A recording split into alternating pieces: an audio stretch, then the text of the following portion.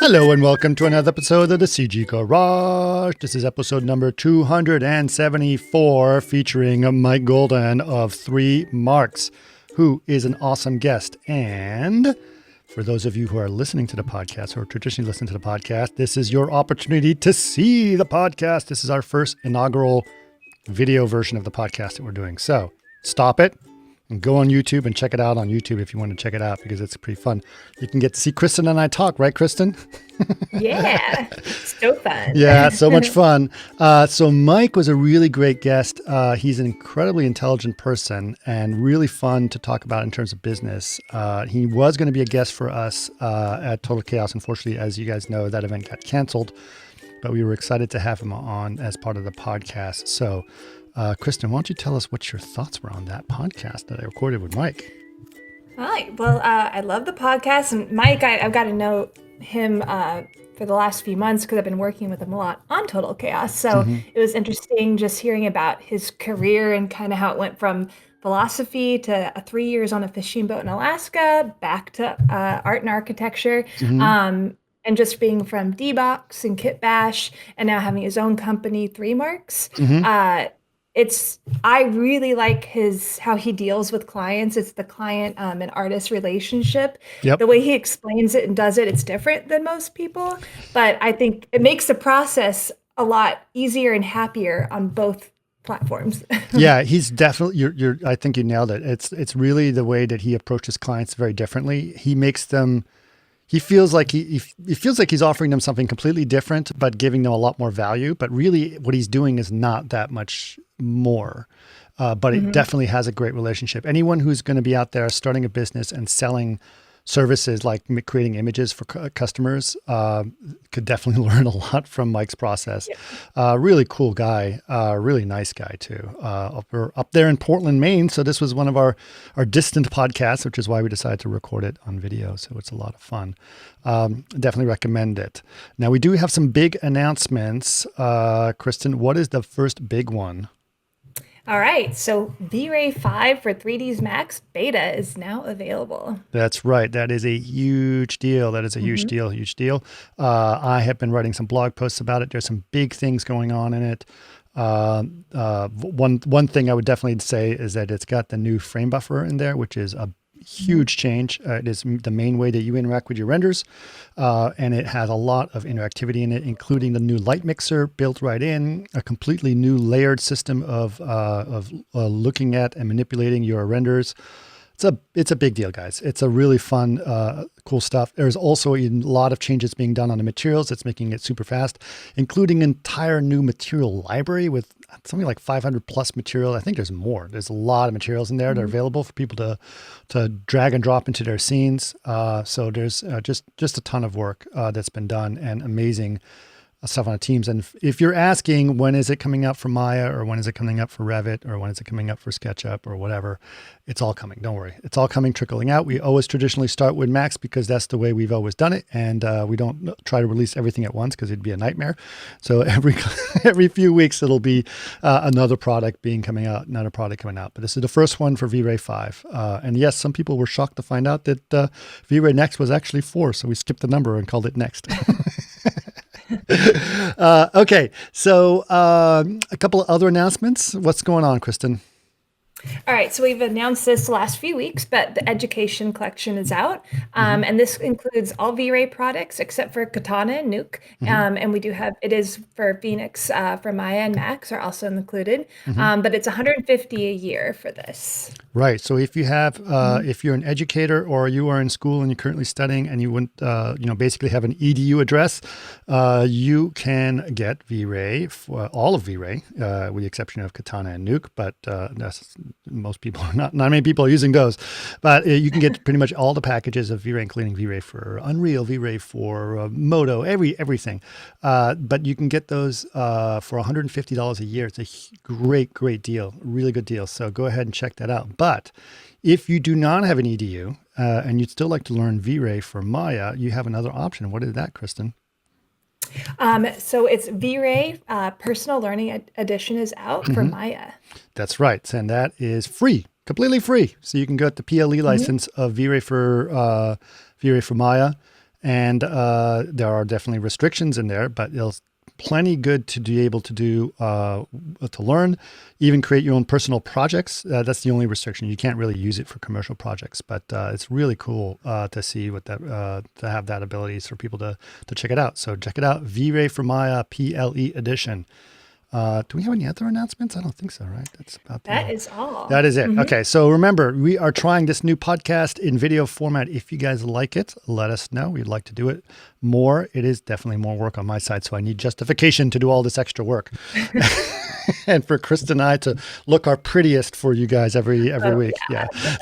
So let us know what your thoughts are. We'd love to get your feedback. Go on YouTube or just let us know on our stations. And where can people get in touch with us, Kristen?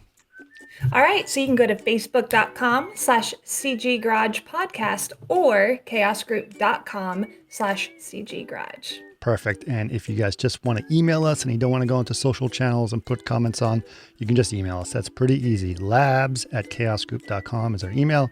Send us your ideas, your thoughts, whatever. Give us a rating. Give us a rating on YouTube. Give us a thumbs up. I think that's what it is on YouTube, right? It's a thumbs up, right?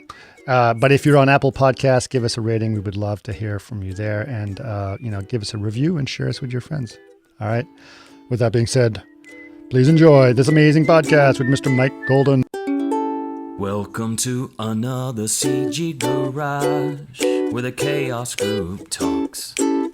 You'll know it's over when the last bucket drops. We're gonna fire off rays in high dynamic range. We know that ambient occlusion is passe.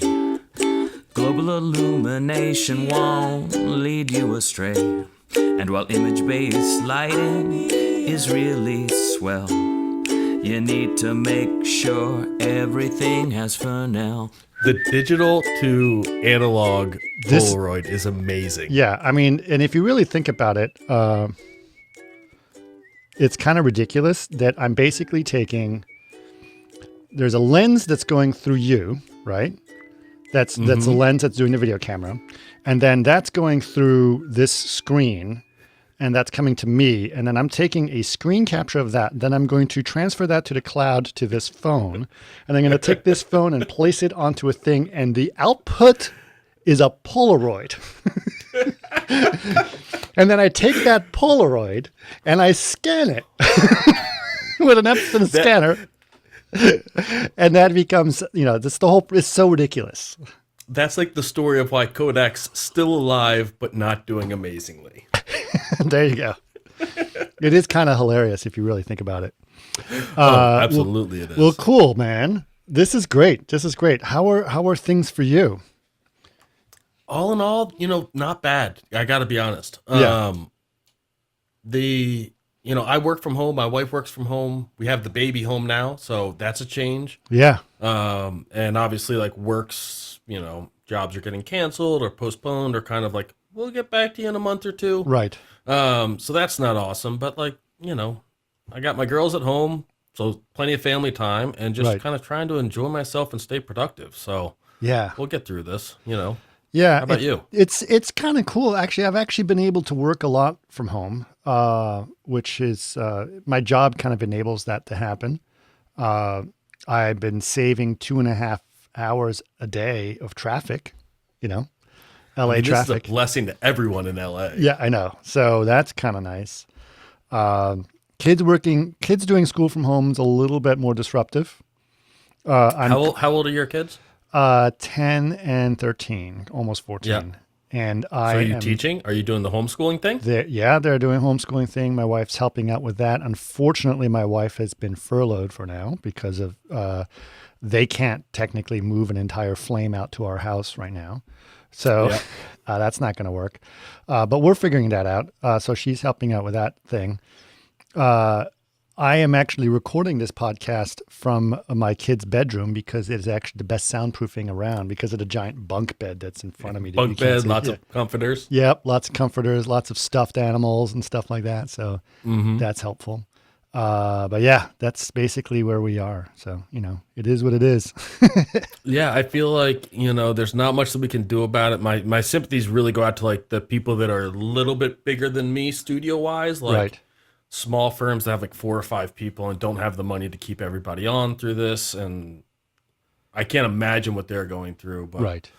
you know, for my part, I'm just trying to stay positive and Yeah. make hopefully, some artwork in the free time. hopefully we'll learn something from this process at some point. Anyway. I'm reconnecting with a lot of old friends that I haven't talked to in a long time because of this. Now I that know. like video chatting and having a beer digitally is kind of the normal, Right. you know, I moved so much growing up that my friends are scattered all over the country. So friends that I talk to like once or twice a year, I've had like 3 beers with in the past week, you know, like each one of them. Yeah. And you know, the thing is, what's interesting is because I've as you know, I've been sort of reluctant to do the podcast that remotely. But obviously it's like, well, either we cancel the podcast for a while or we figure out a solution. So I looked at this, which is Squadcast, because there's 2 things I like about doing it in person. One is I can control the audio quality because I get all the mics myself and everything's good. And then 2 is that I can I can see the person and we can interact a little bit better. But then I found this, which is pretty cool. The Squadcast system is awesome. And what it does, and I'll explain it to you. I think it was explained in the email, but basically, while we're recording, this is basically like a Zoom or a Skype or whatever. But while we're recording, it's actually recording the uncompressed audio file of your channel and my channel separately on our local devices. And it's live updating or uploading that as we go, so that I get a clean audio from the end. I was like, that's good, right? And separate channels. Separate channels, and I can mix it myself, and I don't get the compression that you get from the horrible Skype calls. But yeah, so that's a good thing. So, but otherwise, I mean, obviously, it seems like you have a very good internet connection. Your video quality is superb, and your audio is clean, and your latency is almost 0 from what I can tell. You jinxed us. But, you know, I'm in Portland, Maine, so it's usually pretty good, but not amazing. Right. Not amazing. I'm just glad it's been probably about 5 or 6 months ago that I upgraded my internet at home to be fiber. So, it's amazing. Big difference. I'm just glad I got it in time. When I left New York, we had FiOS at New York. So like at home, we had like 100 up and 1,000 down or whatever. Right. And in my office, I was in a WeWork when I was there. We had something ridiculous, like 1,000 down and 500 up. It was instantaneous for like gigabyte downloads.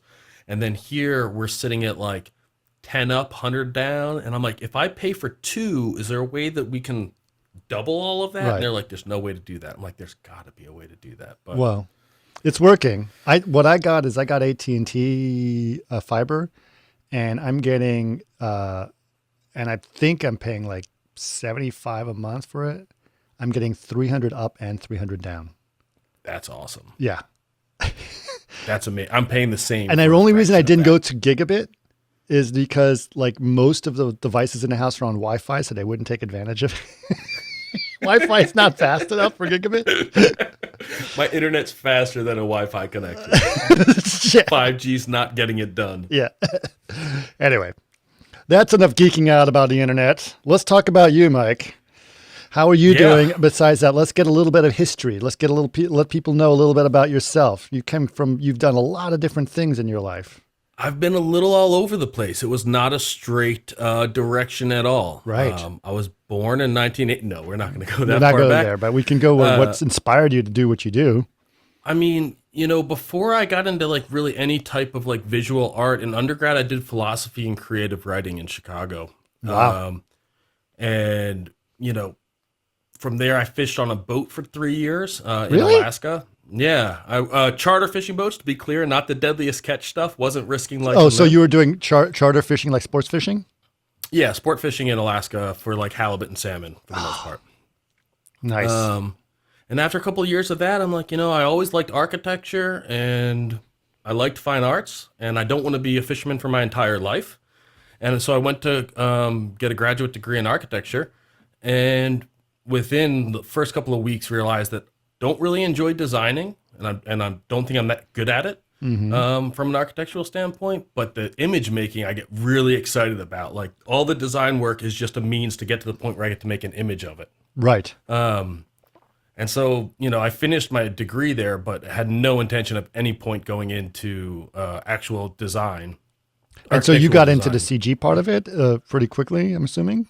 Really, like I opened Photoshop and Rhino at the same exact time, and this was it was before V-Ray 1.6. Okay. I'm not sure which V-Ray it was. Right. But we were learning Rhino and V-Ray, and I was learning Photoshop at the same time in design school. Wow. And yeah, so as soon as I got out of school, I applied to ArcVis jobs, architectural visualization jobs, which took me to D-Box, Nice. 3ds Max, and V-Ray. Yeah. 3ds learning 3ds Max was a struggle. Uh-huh. It always is. But that's really where like my art career or my visualization or CG career began. Right. Was at D-Box in New York. And I spent 2 years there, and it was a absolutely eye-opening experience. I credit a lot of what I've been able to do since then as a result of my time there at D-Box. That's awesome. I'm actually going to do a podcast with Matthew Bannister. He actually mentioned that to me the other day. Oh, good. I am looking forward to that conversation very, very much. Yeah, me too. Me too. He's got some wisdom packed back there. So Yeah, absolutely. Absolutely. Well, that's cool. So, yeah. okay. So tell me a little bit more. So you were at D-Box, and how long were you there for?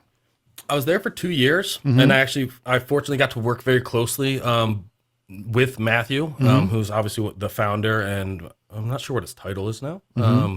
CEO, CCO, Okay. Matthew and Keith. And so I got to work on a lot of editorial stuff and kind of really start to develop an eye. I left there to start my own thing because I wanted to kind of have the freedom to play, not so much with the creative style, but the client relationship, which obviously in a big studio, I can't just go in and do anything I want anytime, right? Like there'd be some implications to that. Right. But I ended up working for a year for Thomas Johansson, the architect in New York City, helping him with presentation visuals, Okay. which wasn't really planned. It was kind of I was going out on my own, and in Godfather speak, he made me an offer I couldn't refuse. Okay. And so I did that for a year and a half, and I made, I think, in the course of that time, like 300 or so images, close to that. So I made a lot of images. Had a lot of time to like actually develop a process that worked for me in efficiency. And at that point, and I was doing a lot of freelance. And at that point, I got a job that was big enough to warrant going out on my own in New York City. And so me and my friend Mike Glaudeman did that first project. It was like 30 some odd images, took about 6.5 months. Right. And so that was the beginning of 3 Marks, which has been running ever since. Yeah. So what year was that about? That would have been 2014. Okay. I'm always impressed by the people like, oh yeah, back in '89. Like, how do you remember what year things happened? But yeah, it's 2014 or 15. Okay. I think 14. And so that's been running ever since. And I kind of paused that for 2 years and was working with Kit Bash as their head of 3D. Yeah. So how did that relationship happen? Because I know Max and I, he's a great guy. I met him actually through Keeley, believe it or not. Oh, it's a small world. And now Keely and Allie are together, which is a fantastic thing. Yeah. Max, so we actually met, I started my Droki account, which is where I just kind of put my digital sketches. Okay. A couple of months before Kit Bash started, which was September of, it'll be 3 years this year, so it's 2017, I think. Okay. Yeah. That sounds say. about right. Yeah. Roughly, give or take a year Yeah. is about the accuracy I have in that kind of thing.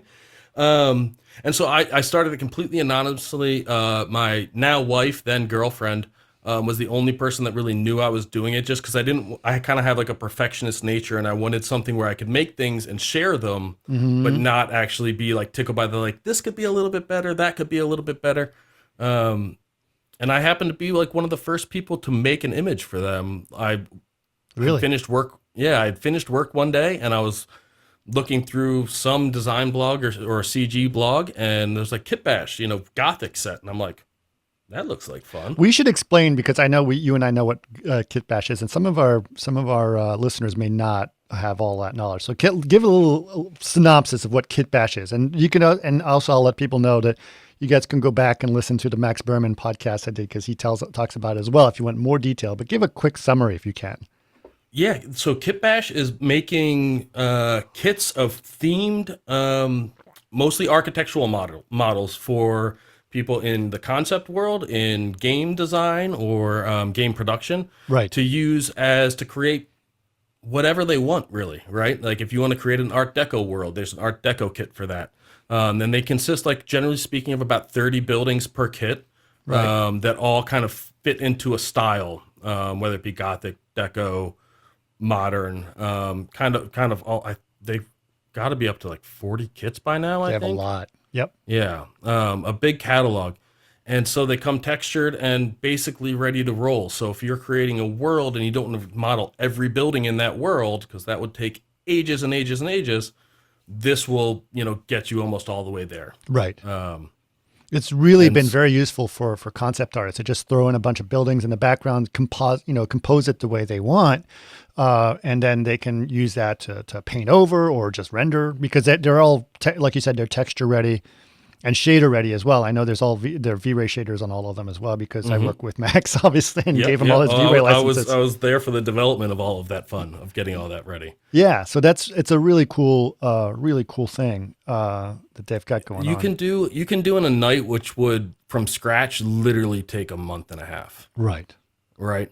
And so especially for like ideation, kind of come up with maybe this could work, maybe this could work. What if we tweak this? You don't have to commit to any ideas Right. beforehand. You can just try a whole bunch of things really, really quickly.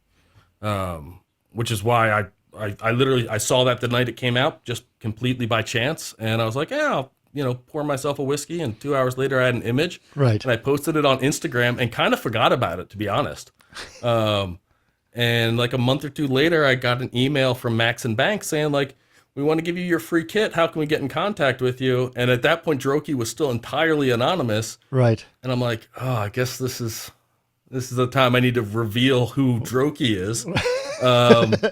But and I actually didn't know I was in a competition Oh, at right. the time. But I'm like, hey, a free kit's a free kit. Why not? Yeah, Everyone yeah. loves 3D models. Yeah. So I ended up doing like a Kitmas Bash for them. It was kind of like a live streamed real-time art competition, concept art competition, Nice. which was a lot of fun. And then shortly after that, they're like, do you want to come in and help kind of with the technical 3D supervision side of things? Right. And so it kind of grew naturally from there, to the part where it was almost full-time. I was doing like little bits of ArcVis still with 3 marks. For a while, and now I'm kind of back to making images again. That's awesome. That's awesome. Yeah, it was a wonderful time. The Kit Bash guys are absolutely fantastic. Definitely listen to Max's episode and check out some free kits. Yeah, They're always for giving sure. something away. For sure. And actually, I would note that, we, before all of this pandemic hit us like a anvil in the head, we were actually going to have you were actually going to be part of Total Chaos, and we were going to work with you to do a bunch of stuff with Kit Bash. So that specific idea has been put on hold, but the concept is still well alive. And so you and I are probably going to figure out some really cool stuff to do with Kit Bash as a probably a labs project or something like that in the near future. And so you and I'll talk about it after we've finished the podcast. But I still love the idea of what Kit Bash is, and I still love the idea of how Max and Banks and all the team that you guys have over there are thinking about it. And I think it's an important part of really kind of a cool idea in terms of what it is. And Kit Bash is not a new idea. It's, in terms of the physical world, that's how the Millennium Falcon got built, right? They built the rough shape, and then they took all these kits from, different model shops and just stuck them on to give it a little bit more nernies and detail. And that's really what it's all about. And it looks great. So that's the kind of cool stuff. And actually Max comes from the practical world too. So he knows that very well. Yeah, I mean, he has a lineage in it. Right? Yeah. And like the coolest thing is that it's serving the same exact purpose, right? Like to do all of those. You sound like a Nernies man. I'm a Greebles guy, Right. but nonetheless, to do all of those little details would just take forever if you were trying to do them all, bespoke for each and every one, Right. right? And they need to be there, especially in a digital image, which has a tendency to lack those types of details. Right. And so I teach like a weekend workshop at Maddie in Venice every year, which is Maddie is Italian for Master of Architectural Design and visualization of some sort. And so it's for architectural visualization specifically, it's a post-professional degree and it's 1 year long. Right. And when I go out there, Kit Bash provides all of the students with kits, and I actually teach them that if you want to get better at image making, right, in architectural visualization, whether that's film, VR, or stills, you need to find a way to practice that is not just modeling, right? If you want to make a cityscape from scratch, most of your time is going to be spent modeling, which means that's not going to make a better image or tell a better story. Right. And so you need to find a way to practice efficiently, which is the thing that I've always personally been most drawn to with the kits. Right. Right. Is that you can create something you're proud of while focusing on the more artistic and less technical sides of the craft. Right. Yeah, there's a lot making an image involves a lot more, right? Imagine if you were doing an interior and you modeled every chair and every plant. It would not make any sense, right? So you make like one image a year. Right. It would probably be a bit hard to get by so on that. it'd be better to have a library of chairs and plants that you can use to populate your interior space if you're going to do that, and focus on what's important to do, right? Yes, making it beautiful. Right. And there's a lot to be said about that as well. And composition and lighting and shading and all those things are things that you can still focus on in terms of the idea. And modeling is fun if you just want to put your headphones on and not think too much. Absolutely. Absolutely. At least furniture. I hate modeling buildings. I'm an architectural visualization artist that hates modeling architecture. Give me a chair all day long. It's funny because I was my first, I did at Gensler. I was working there, and then my first job in visual effects was modeling buildings, right? And so I was modeling it for Day After Tomorrow, and my very next job was lighting lead for iRobot. And I haven't modeled since. I have not touched. No one can see this, but I'm applauding you. Yeah. Yeah. It's a necessary evil in CG, and some people really, really love it. But for me, the lighting, composing, right, like the mood and atmosphere of an image is the thing that really gets me excited and in love with what I get to do every day. That's awesome. But let's go back to that. So you are head of 3D at Kit Bash. Is that what your title is? Is that what you said you were?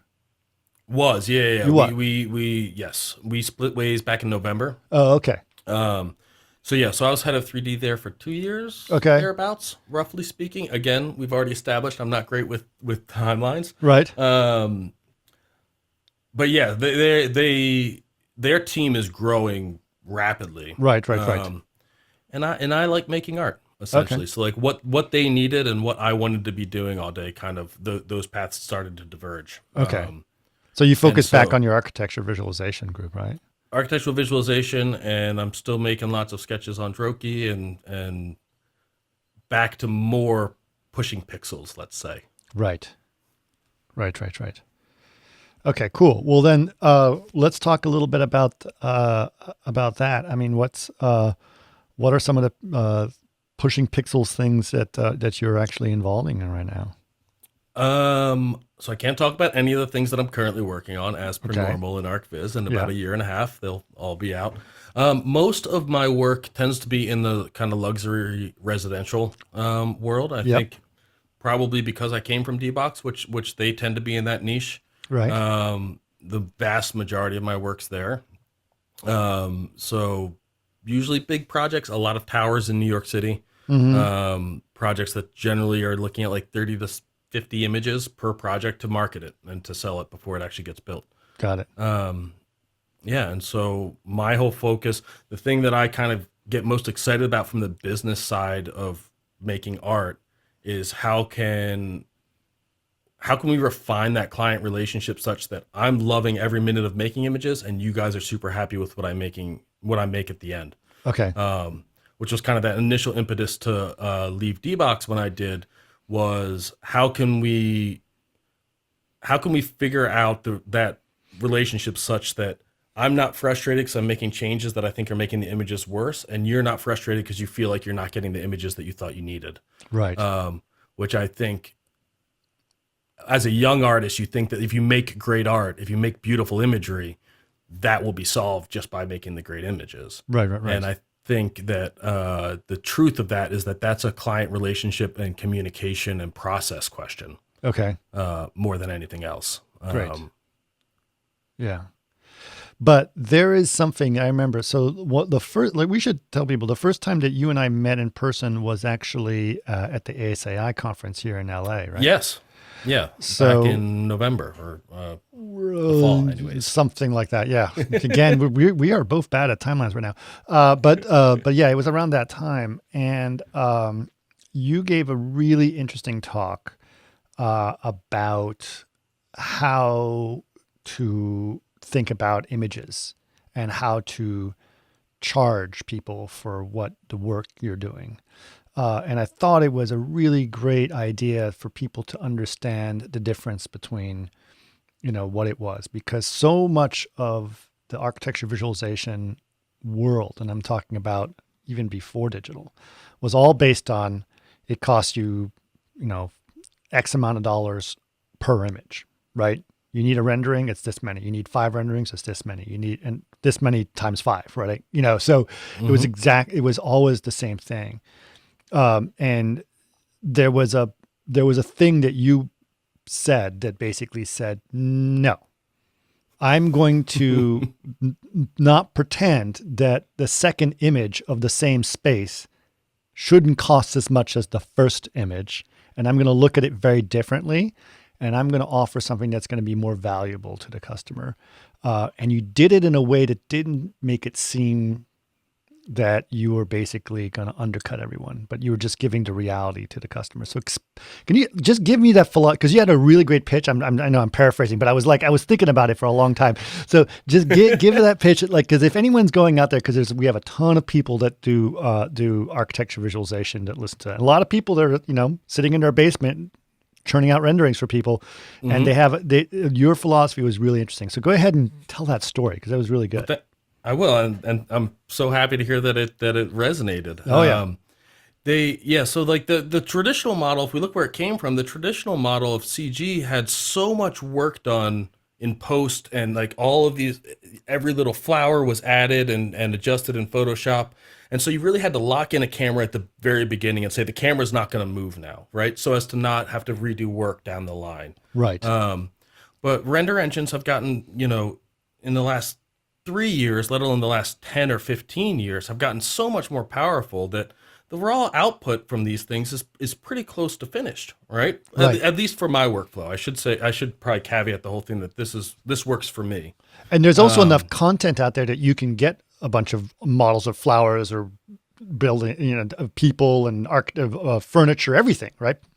I mean, I've never modeled a flower, and on these projects, there's flowers, at least one in like every single shot, right? Right, exactly. And so the whole like prioritizing the entire process around like we don't want to change the camera says, well, what if I need to change the couch? Yep. And that means that the composition changes, right? Or we change the lighting and I want to make it wider. Well, now we've kind of set these things into place where we can't do that. And then you get the other side of that from the developer standpoint or the architect standpoint is I'm paying you X $1,000 to make this image of the living room, let's say. Yeah. I want to see all of it. I want to see from edge to edge as much as possible, which means that, if you show them 3 cameras, which generally in like the traditional process, you show 3 cameras, usually in like a white box kind of format of like camera A, B, or C, which one do you want? And usually, at least like in my experience when I was doing that process, you'd show like one cool camera looking one direction, another cool camera showing another direction, and then another camera that's kind of like merging the two, right? And it's not that it's taking the best of both worlds, it's just losing the best of each image. And then without fail, the client's like, oh, those first 2 are really cool, but the third one, we can see everything. Let's go with that. And maybe we make the camera a little bit wider and show even more. Right. And so then of the 3 images, they pick the worst one and want to make it worse. And so then you're spending your entire time trying to make what's fundamentally a bad composition and a bad image good, which is you're working uphill the entire time. Right. Whereas if you had a good composition from the beginning, every little detail doesn't need to be perfect for it to still be a very strong image. Right. And so kind of my philosophy with my clients is like, listen, I'm not going to give you camera options to choose from. I'm going to charge you for the space that you want to show. Okay. And sometimes that's 1 image for that space, and sometimes that's 3 images for that space. But I take the power of them getting to decide away, and I say, but I'm going to give you more images, and they're going to be easier for me to make because they're stronger images, right? And together they're going to show the space without me doing the one camera that's trying to pack it all into one poor lens. That's the thing, right? It becomes a practical problem because they're like, well, we're only paying for 1 image, so I got to show everything in that 1 image. Exactly. And everything's riding on it. And that's why they're like, what if the sky was just a little bluer and that chair was turned just a little bit? Because they're trying to get squeeze every last thing out of it. Right. Whereas if, they say to me, like, we can't quite see this detail, I'm like, well, maybe I'll just do a little vignette shot. If you look at architectural visualization forums, it's filled with vignettes, right? These small little cool, beautiful, like, moments inside of pieces of architecture that clients do not pay for. Once in a blue moon, if it's a very special thing, clients are like, let's do that, but wider. Let's show more, right? Because they're paying for the same thing, but you already have the chair in the corner next to the window modeled and everything else. Right. Making that's fun. And then you can use the fact that you're making more to leverage, like, we're not going to change every little thing. We're not going to go through 4 rounds of review. I give my clients 1 round of review, right? Which is to say, if you don't like the cameras I've given, I'll find one that works for you. Sure. But we're not going to go through and nitpick every little pixel because that doesn't really matter. But if it's missing something and it's easier just to give you another image than to try to squeeze it into this one, Right. I'd much rather make 2 strong images than 1 mediocre one. Right. Like, I enjoy that more. So you can leverage it within your relationship with the client as well. Because, as like you were saying, especially now that things have gotten so much faster and better, and your assets and your library of content has gotten richer, it's really, let's not lie, it is actually not that hard to do that second image. No. If you can do the first one well, you can do the second one. And if you can solve quickly. all of your problems by doing a second image as opposed to tweaking the crap out of the first one and making it worse. That's exactly like the impetus of the entire exercise of what I've been trying to figure out. Yeah. Right. And we had an interesting conversation about like that singular architectural image when we were at Noman. Yeah. And we were talking about, is the single image dead? And I don't think that the single image of like, this is like the iconic photograph that captures the building, that's not dead at all. But the client wants to see that only, with a lens that's 10 millimeters wider. Right. Right. And so if you want to make all of the cool shots too, you're either doing them in your free time or you're figuring out a way to leverage that. So listen, I'll make the image you want and the image that I want, and together they'll be better and we'll all be happy. Right. But I can't do 4 rounds of like taking out clouds one by one. Yeah.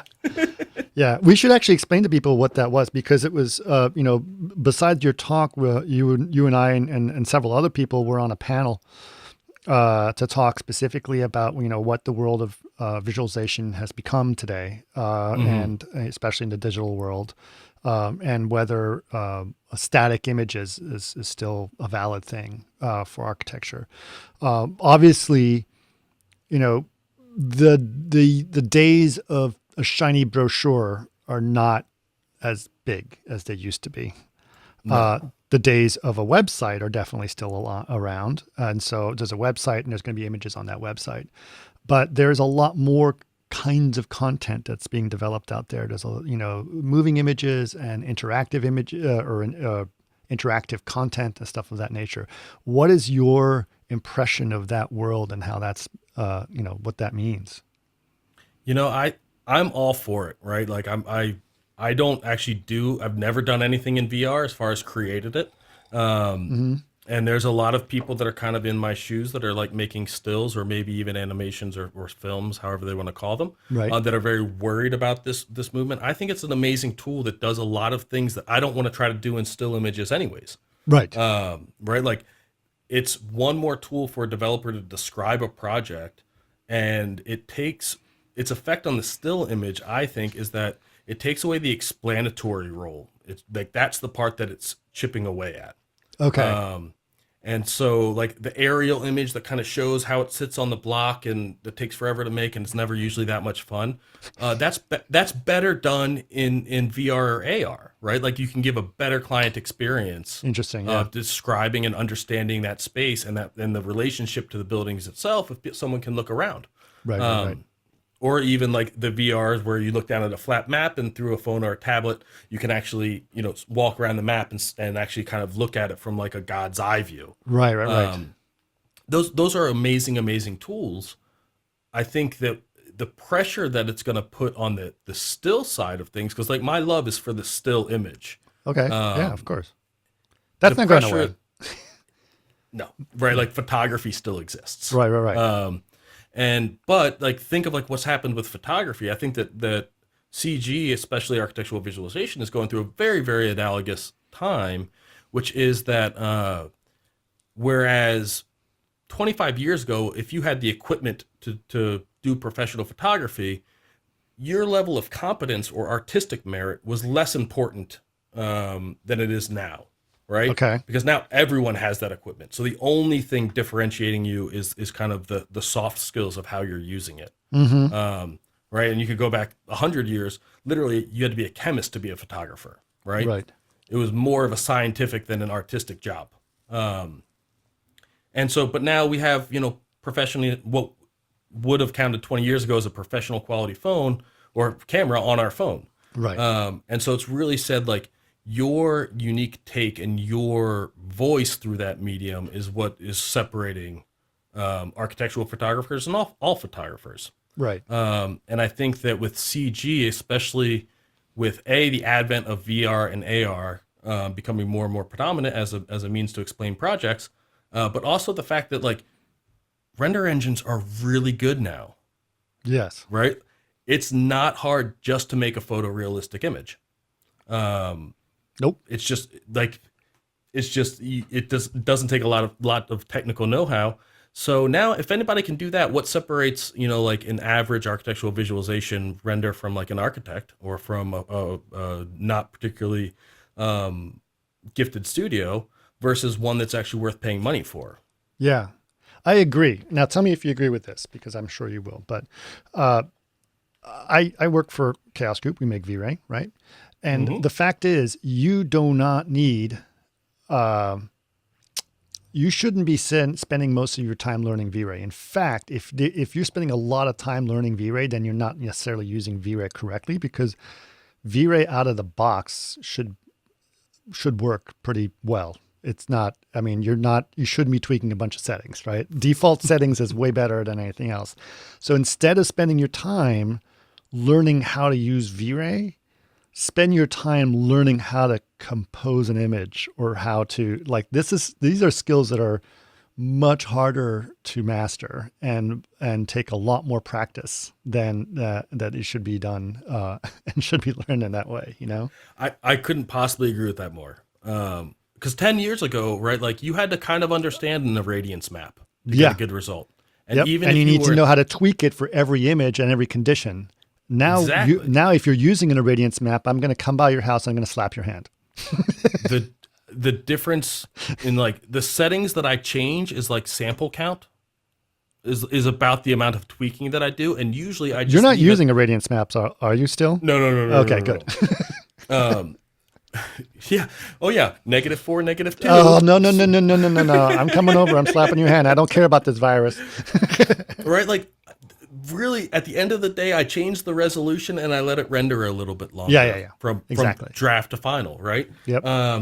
And at the same time, even if you knew all of those settings backwards and forwards, like Yeah. as much as, your best developer did as far as understanding them, the results that you can get now blow anything that was even Right.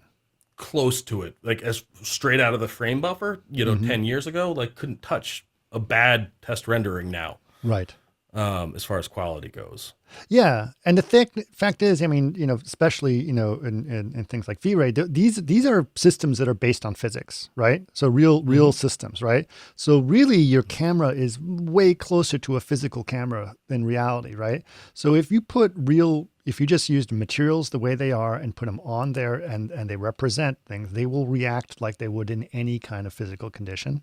And so therefore, it's really like taking a photograph, at which point you have control of everything that a photographer has.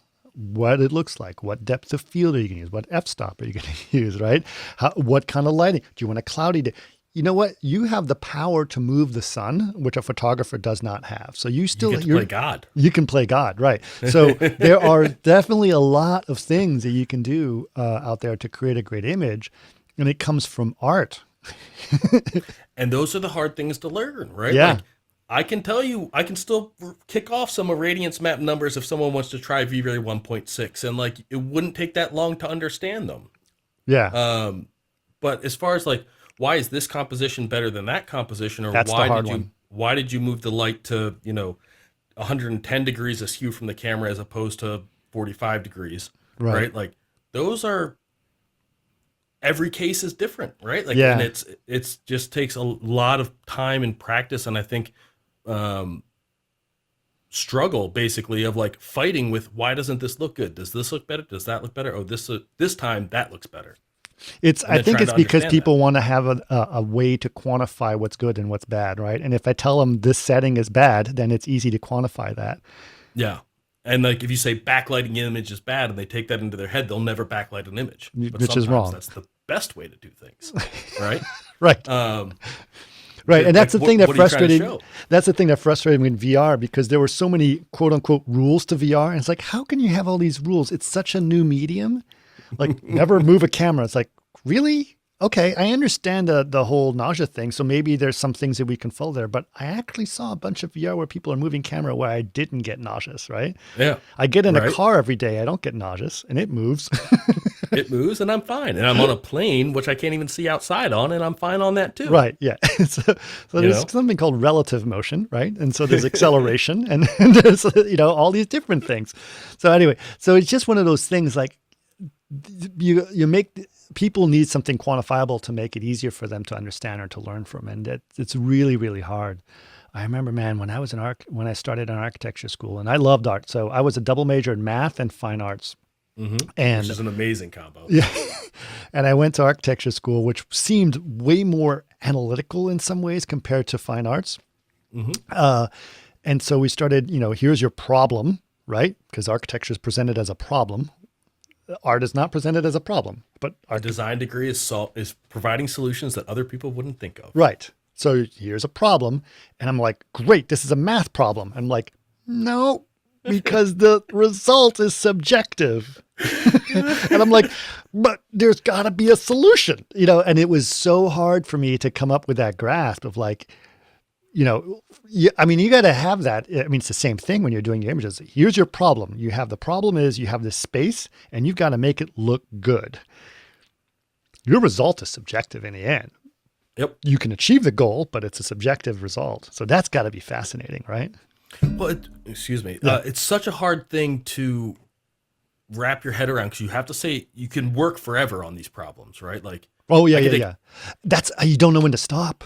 There's no like, I've got it. This is the answer. It can't get any better. It can always get better, right? Like when I was in architecture school, which was the first time that I like you was dealing with this issue of like, I'm solving a problem that doesn't have a set solution. There's multiple solutions, and whatever I come up with could always be better. Right. And I went nuts. Like during architecture school, I lost like 40 pounds.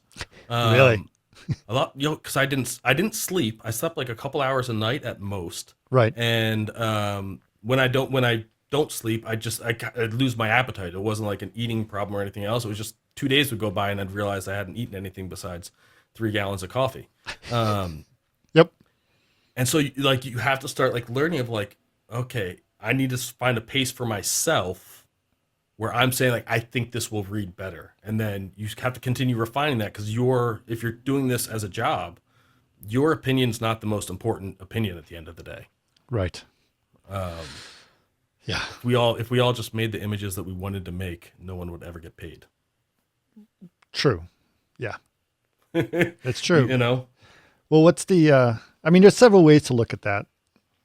It's not the best. It's not the best, but what's the George Clooney method about making movies? I don't know if I know Two that for one. them, one for me. You basically just kind of summed up my process that we were talking about before, right? Right. I'm going to make sure they get the images they want. And like having the more experience you have, the more you have a better sense of that. But like you need to get something out of it. Otherwise, Right. you can make more money doing something else in a lot less time. Yeah. Yeah. You know? Yeah. But the VR thing, to go back to the VR thing, because I think it's so interesting, and the conversation that we had at Noman, I thought was really fascinating to see how architects are using VR to interface directly with their clients, right? Like, Right. you know, I'm a big fan of not showing my clients any work that doesn't look good, and they're showing them buildings that are white box modeled, Right. and having great success with it because it almost starts to bring back, I feel like it's so far back in like the not polished stage that it gets almost to the old sketch, right? In the sense of if you look at like a bad photorealistic rendering, it just looks bad and you're going to assume that what it's portraying is bad. You're not going to separate the bad image from the bad architecture or design. Sure.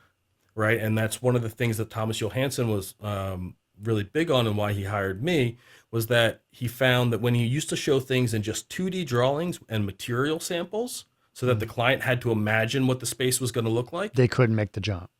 No, that he didn't have any problem with. Oh, okay. Here's an elevation and like maybe like a perspective line drawing, right? Or Right. even toon shader. And here's like the beautiful marble that's going to be here and the beautiful wood and all that. And the client could make the jump.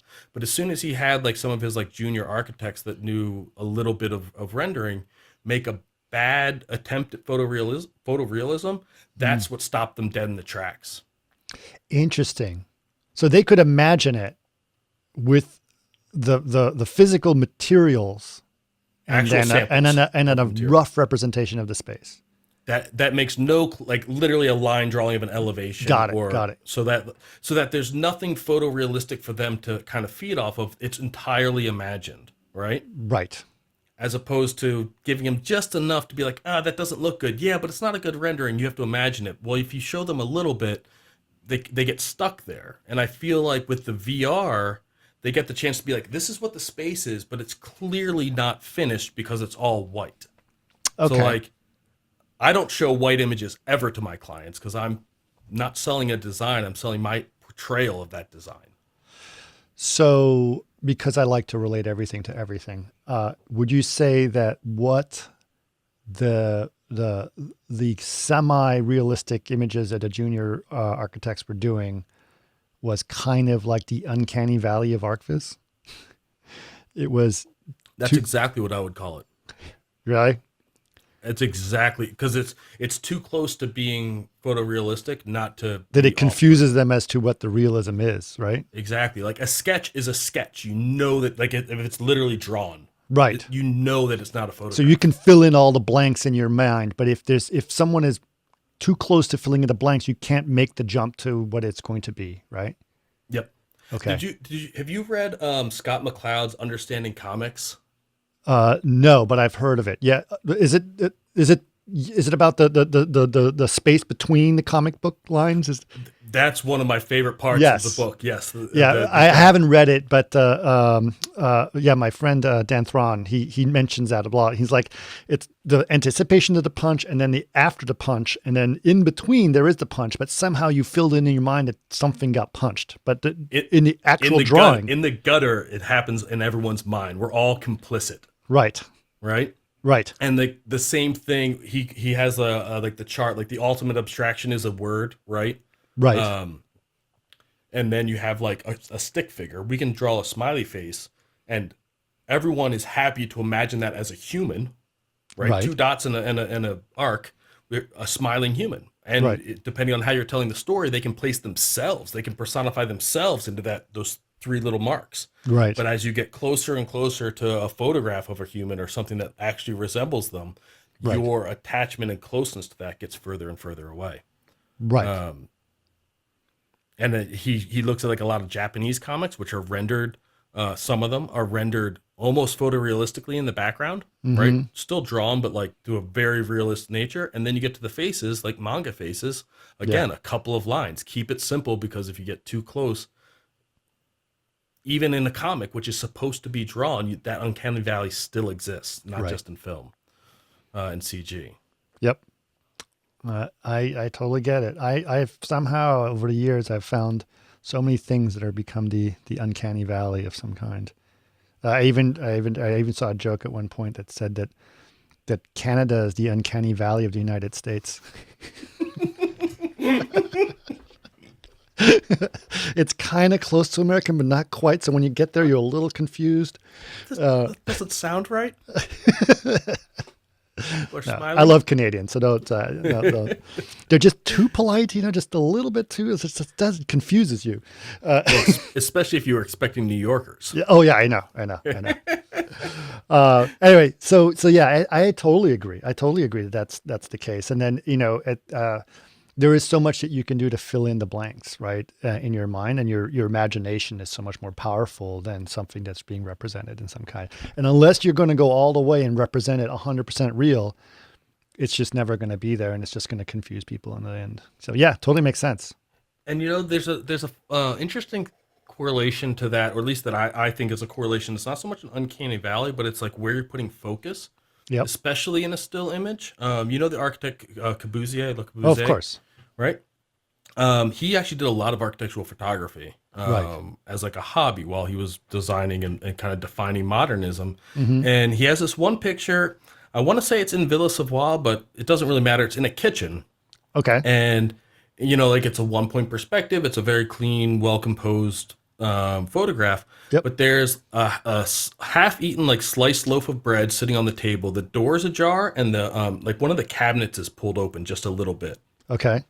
And when you look at that image, you obviously see the architecture. You like the space is assumed, because what you're trying to figure out is why is the thing open and the door open, and where either something just happened or something's about to happen. Right. Right. And so in your brain, as opposed to focusing on just the architecture, you just put yourself into the architecture to try to figure out the story. Right. And as a result, you can't help but imagine the space. Right. Which is like, I think the most successful images, whether it's concept art, drawings, or anything else, gets a viewer to have it live in their own minds. It's like it's the issue with why the old Alien and Predator were so good, right? Right. You had to pretty much imagine them so you could make it as terrifying as possible for you. Right. Exactly. Yep. And so anything Don't show that, the like, monster. Don't show the monster, right? Right. No matter how good the CGI is, don't show the monster. Yeah, it's way scarier in your mind. Yeah. And so, like, what are the other tricks? Like, I think that the same things that get you stuck in the uncanny valley are also the techniques that you can potentially get out of it. Isn't just a technical exercise. It's also a creative storytelling one. Yeah, I agree. I remember this, and I'm actually curious to hear your thoughts, because this has got to be in the very late 90s, early 2000s that I remember this. I was obviously, coming out of architecture school. Everyone said they want to do an architecture walkthrough animation, right? It was the worst exercise. We've obviously since graduated from that, creatively speaking, but it was literally people moving a camera forward as 1,000 frames through a space. And it was like a Hitchcock nightmare going through their architecture space. And as unsettling. Yeah. The way Lon described it is, let me sit you down in a wheelbarrow and walk you through a space and tell me how that feels. That's an amazing description. My hat's off to Lon on that. That is so That's really good. So I was thinking, it's like there's got to be a better way, and obviously filmmaking has a history of how to show spaces and how to make it work. But around that time, there was a TV show that came out, which was related to Dwell magazine. Do you remember Dwell magazine? It's still around. I remember the magazine. I'm not sure if I. So they made a TV show that was basically like, hey, we're going to show you some cool architecture spaces, but it was like, like they'll show 3 cool architects that are around Austin or whatever it was, right? Mm-hmm. And they would film it. They had a guy filming it or a girl filming it, whoever. And it was filmed mostly static shots, maybe a little bit of a pan, Mm-hmm. but they also had like one of the residents, like just in the background, just walking down the steps, right? Mm-hmm. And it was just like that Villa Savoye image or Corbusier image you were talking about. It's like, it was just something that gave like, oh, well, that's the normal life situation, right? Like there's a thing. You can imagine what for me that to person imagine. is. Yeah, you can imagine that person is, going upstairs to, check on the laundry or whatever it was. Like your imagination could think about that, and it just felt suddenly, because if you look at all these old Architecture Digest magazines, everything looks so sterile and cold because there's no one in the images. There's no life in the images. And it just because things were just a little bit moving, a little bit of life, especially human life in that thing. Sometimes it wasn't human life. Sometimes it was literally a thing. And then there was like a cat in the window, right? Perfect. Well, did you see, I mean, I'm sure you saw Alex Roman's Third and Seventh. Of course. Right? Which Yes. is an absolutely beautiful. That redefined ArcVis forever. It still is. Like It still does. It is at least 10 years old now, right? Oh, at least. Probably. At least. At Right? least. And it's because it's not relying on any type of like technical tricks. It's like beautifully lit, beautifully choreographed. The cinematography is stunning. Everything has a little bit of movement, whether it's the leaves or him there as a photographer or like the shifting of the light. There's just enough. It's beautiful, and Right. I don't think that anyone's, with all of the technology we've had since then, I don't think I've never seen an architectural film that I'd say is better than that. No, as a and at whole. the very least, that's their aspiration. Oh, you see it being copied That's what everywhere. everyone is ripping them off, right? Or I don't want to say everyone is inspired by it. I won't say Yeah. rip them off because, but everyone's inspired by it, and it was really sort of like I said, it was the defining moment where ArcVis sort of rethought everything, and it wasn't just ArcVis, by the way. It was highly regarded. I don't know if you know this or not, but. We all saw it when I was a DD at the time when it came out, and everyone was like, "What the hell was that?" Who is this miracle And they're like, man? and these are like some of the top visual effects artists in the world, and they're like, "I don't," and I was like, "Oh, I know exactly." He's like, "This was done, and this is what killed them all." It's like this was done with Max and V-Ray, and they're like, "No." I refuse to believe that. This involved a team of people. Nope. This was probably one guy in his basement, and he was just very talented, and he used real lighting and real photography concepts to make this happen.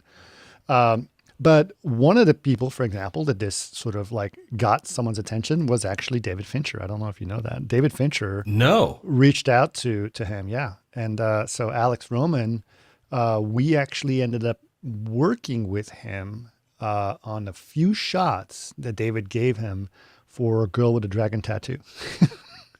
I had no idea. Yeah.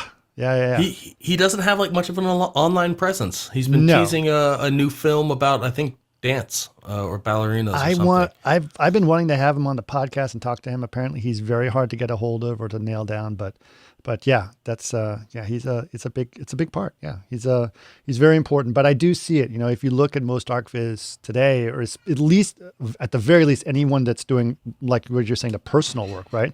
You're not going to sell Third and Seventh to a client as a style because it's not going to work for them for the marketing department. Maybe for an architect that's pitching the design for competition. Maybe. Okay. Right. But not for let's sell Let's sell $40 some million condos. Yeah, that's not happening. Right. I don't understand. Where's my picture of the sauna? I'm curious actually. I love how much we have in common, but obviously like you have so much experience in like the film and VFX world Yeah. that I'd be curious to know your thoughts on Another thing that he does really well in the third and seventh, and Scott McCloud talks about at length in Understanding Comics, which is that Japanese comics tend to start, as opposed to like, you can think of like a movie opening where they show like the wide shot of the city, right? Which is saying, this is LA and this is where our story will unfold. Right. They establishing shots. That's called establishing shots, right? And like most American comics, like that's the first bar is like, here's the house that something's going to take place in or whatever it might be. Right. And he argues for the Japanese style, which I tend to agree with, which is that they generally will start with like little vignettes. So if it's a house on a big yard with like beautiful trees and it's a beautiful day, they'll show like a close-up of the leaves. They'll show up like maybe a bird or grass or like a close-up of clouds moving, maybe a detail of the house, right? All of these things that kind of together form the whole house or city. And then they, after you've already kind of imagined it for yourself, then they say, yes, this is the house. Yeah. And it's like that same idea of imagination. It's just, getting the viewer involved intimately. Right. Well, I think it's a great idea, honestly speaking, because I think it sort of sets a mood rather than a reference overall, right? So you set the mood of the thing. I sort of equate it to waking up, right? When I wake up in the morning, the first thing I see, because I don't, I'm not, my glasses on, is a blurry something, right? And so then I can see my phone at the edge, and then I like realize this is open, and then I see how much light's coming through the window, and so then that's my day kind of starts. And then after I've gone through all those things and I put my glasses on, I walk out, then I see the whole living room, and then I see the coffee maker, and like that's the process of which me waking up happens. And so it starts off like really detailed, like this, like I'm putting my hand in front of my face. Like here's my the thing that's like, 4 inches from my face. That's how I wake up. and slowly the whole picture gets and slowly pieced the whole together. picture reveals. But what that looks like, and when you wake up in the morning, when I wake up, I don't see all of Burbank. Thank God. Thank God. That would be really scary. That's not the first thing you want to see right thing in the morning. You gotta get coffee in you first. Yep. Get that full picture of a black cup of coffee. Yeah. But yeah, exactly. I think that like this idea of because it's also saying that I'm not just showing you a thing, right? And I think that like effective films do this really well too, which is saying like we're going on this ride or journey together. Right. Right, and we're going to figure things out together, as opposed to here's the thing. What do you think? And that's all soft skills, right? Like that. I think that all of the things we're talking about is why third and seventh still hold up. Yeah. Why we still talk about Hitchcock, right? Because that wheelbarrow ride is really unsettling, and he was going for unsettling. Yeah. Yeah. When you're wandering around the house in Psycho, and that was disturbing. Yeah. Or when you see little bits of things happen in rear window, and you don't see all of it, like you want to know what happened behind the wall that's not in front of the window. Yep. It's terrifying. Yep. It's such a wonderful thing. Perfect. Well, Mike, this has been great. I think we're definitely going to have you back, and we have a lot more to discuss, but it's been an hour, and this has been a fantastic discussion. I really appreciate you coming on, man. I thank you for having me. It's been a pleasure, and I'm so happy that we finally got to sit down. I know. I love this. I love this idea. And the thing that we were talking about at the beginning, that we don't always have those opportunities. And I think it's great that it's like I've been sitting here waiting. It's like, well, when are we going to see Mike again when he comes to LA or something like that? And it's like, you know what? Screw it. We can just do it like this. So, and this has been working out great. So I really hope that we can we'll keep this going for sure. Well, thank you again for having me. I very much appreciate it. I wish you the best of luck with the Chaos team and dealing with everything we got going on, and can't wait to see what you guys are doing next, because I've seen a little bit of it and it's exciting. Thank you.